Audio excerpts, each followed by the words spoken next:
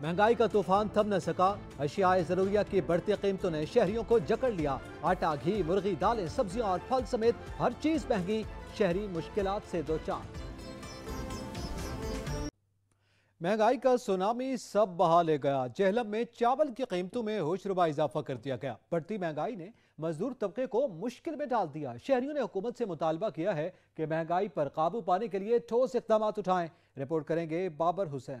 हालिया महंगाई की लहर ने अशिया खुर्दोनोश की कीमतों में तो बेपनाह इजाफा किया है। अब चावल भी गरीब और मुतवसत तबके की पहुंच से दूर हो गया है। इस वक्त जेहलम में चावलों की नई फसल तो आ गई है, मगर फी मन कीमत में कई गुना इजाफा हो गया है। इस वक्त जेहलम में नया चावल 9500 रुपए से लेकर 9600 रुपए मन तक बिक रहा है। पिछले साल चावल का रेट था 6800 रुपये मन, अब रेट है नया 9500 रुपये मन। और चावल पिछले साल रियायत होने की वजह से काम ठीक था, लेकिन अब चावल महंगा होने की वजह से गाहक बिल्कुल नहीं है। गाहक को 220-30 रुपये वही पुराना रेट रखा हुआ है, 220 रुपये मिलते हैं, 30 मिलते हैं। लेकिन जबकि आज चावल नया लेना पुराने वाला वो 300 से ऊपर पड़ रहा है, तो 320 रुपये गाहक पैसे नहीं दे रहा।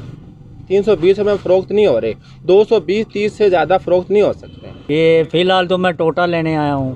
पहले साबुत चावल मिलता था 150 रुपये में, अब टोटा चावल मिलता है जो 2 नंबर या 3 नंबर कह लें, वो चावल मिलता है। चावल पहली बात तो ये है कि अभी देखें किराया भी कितना ट्रक का, ठीक है। ये सारा डीज़ल पेट्रोल ये सारी महंगाई इंक्लूडेड गरीब आवाम पे पड़ रही है। जो भी सौदा सलफ हम ख़रीदते हैं, ज़ाहिर बात है लोड होके आता है, तो वो लोडिंग का ख़र्चा भी पहले 7000 अगर किराया था, अभी 35,000 40,000 किराया है। तो अब लोड तो वहाँ पे पड़ना है, हुकूमत को क्या फ़र्क पड़ेगा।